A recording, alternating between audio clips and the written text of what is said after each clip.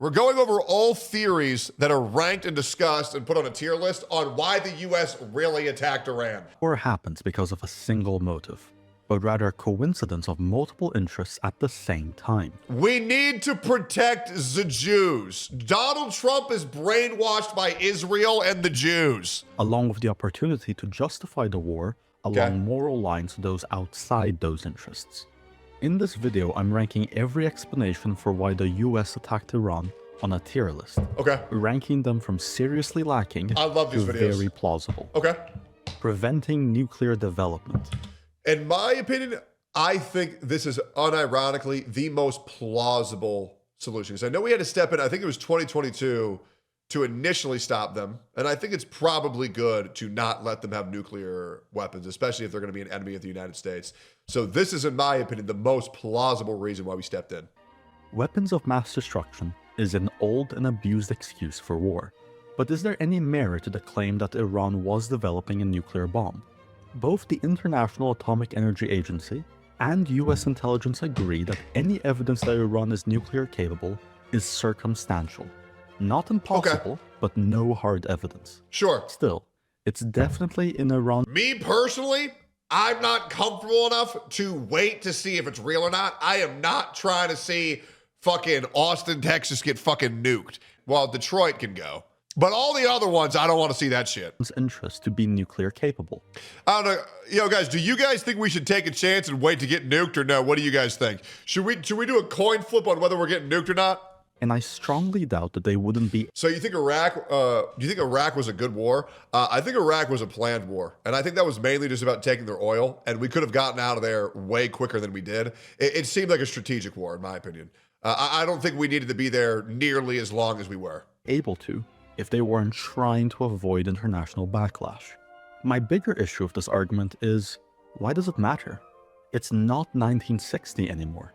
Attempts to contain nuclear technology have failed. Tons of non-US aligned nations have them, including places like North Korea.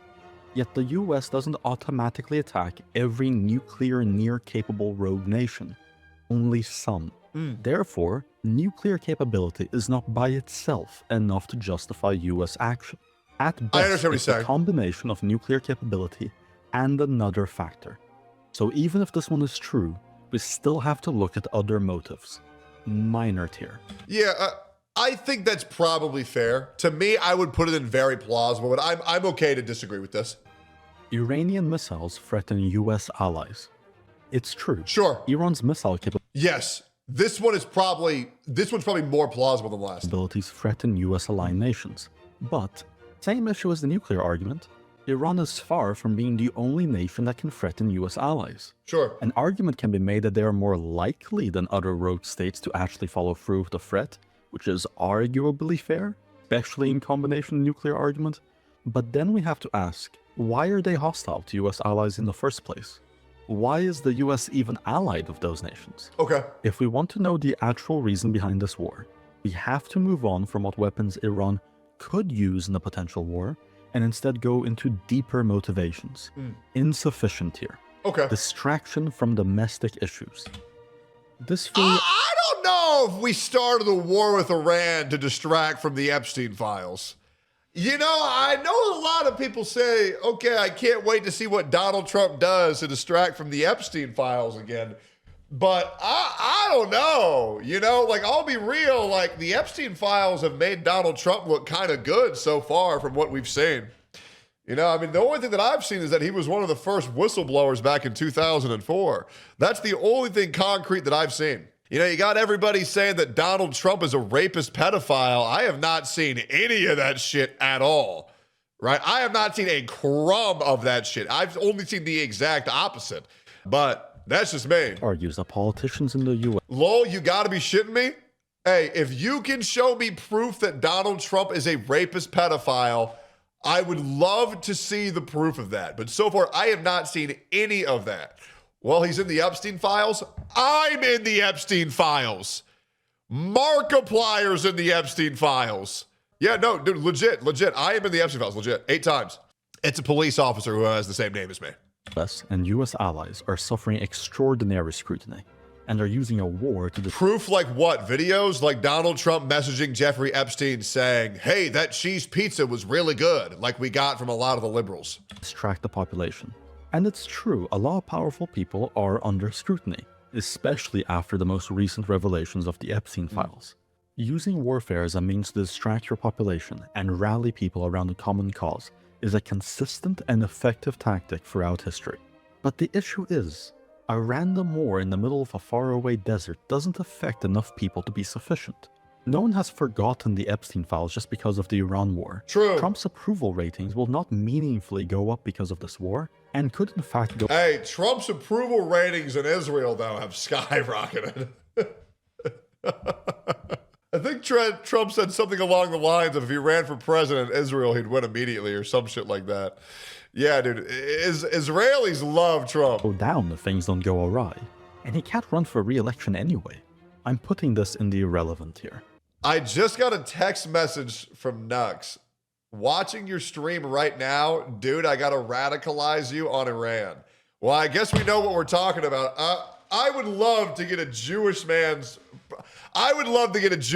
perspective on being radicalized on Iran. I can't wait to do that. That sounds awesome. Leverage over China's oil supply. The US recognizes China as a strategic rival. Therefore, if the US has been moving to gain control over China's international oil suppliers, that would be a sound strategy. China primarily imports oil from Middle Eastern suppliers, which, with the exception of Iran, is completely under the US sphere. Gotcha. If Iranian oil also comes under US control, that's leverage of about half of total Chinese imports. Not only that, previous military actions such as attacking Venezuela, which has the world's largest oil reserves, takes out another possible Chinese supplier. The only major suppliers not under US influence are Russia, Kazakhstan, Brazil, and Malaysia. Interesting. Russia and Kazakhstan are out of US reach, but Brazil and Malaysia could easily be blockaded or pressured into not supplying. The overland suppliers would not be able to provide for both their own needs and China's needs over a prolonged conflict. They might not even want to. And this strategy has precedent. The US did the same thing with Japan before World War II. This is definitely a contributing factor. Major or Sure, I minor can is see up that. for debate, but given the continuous pattern, I'm willing to put it in major tier. Sure. Petrodollar. This theory is one based on the idea that part of the value It really does that seem like the United States and China are like the two main global superpowers. I mean, what else really is there on China and the United States military level? Like no other country's even close, right? And I know people like to say that China's military is more powerful than the United States, but I just don't think that that's true. I feel like the United States is just fucking out of control. India's coming up. I don't know, man. With street food like that, how strong could they possibly be? Russia used to be. Russia kind of got bodied by Ukraine. I don't know. I feel like Russia kind of got Oromogged by Ukraine. You know, they lost to a country that's 1% of their size. You know, so I don't know, man. Russia's kind of been a joke since that shit. That's what I'm saying, man. I think people drastically overestimate how strong China is. I feel like the United States just blows them out of the fucking water. of the US dollar, which hasn't been officially backed by anything since they dropped the gold standard, is de facto oil. This argument comes from the fact that US-aligned nations are only permitted to sell oil in USD, and that when other nations attempted to sell oil in another currency, like Iran is doing through shadow trades, Uncle Sam suddenly decides they need another dose of democracy if they're able. Yeah! A lot of people dismiss the petrodollar as a conspiracy Your oil? You mean our oil? theory, but from a financial point of view, the petrodollar actually makes a lot of sense. The US is unable to fund its massive budget through taxes. Yeah. It relies on bonds and printing money. Yep. But if you print money out of thin air, it loses value. Yep. But if you force everyone to use it to get an essential resource, then you can maintain its value. This is unlikely to be the only factor in attacking Iran, but it's certainly aligned with US interests. At minimum, minor tier, and not higher only because of an abundance of caution. Military-industrial complex. This theory argues that there is a deeply corrupt relationship between American weapons manufacturers and the US government, which lobbies US politicians into conflicts to drive up and justify arms sales. I don't deny that this is undoubtedly possible, and there's always lobbying for the US to get into wars. But to answer why the US attacked Iran in particular rather than another nation, it's not enough. I understand arguments for minor tier, like the idea that Iran was the next available target. I don't think so. But I'm putting it in insufficient. Yeah, I agree. Security and global trade routes. This theory argues that Iran's actions in financing and supplying terror groups have been a constant thorn in the US's side. Yeah, in my opinion, I think the most plausible one so far is to just limit access that China has to oil to really like secure the spot as like the #1 global like superpower. Especially when Iran financed groups like the Houthis, which went out of their way to attack American trade convoys and threaten vital trade routes like the Red Sea. The constant pressure that these proxies applied, not only on the US but also on US allies, might not be the main reason for war, but it is at least a definite contributor. Without Iran, these groups will become far less able to conduct hostile operations, major tier, to defend Christians.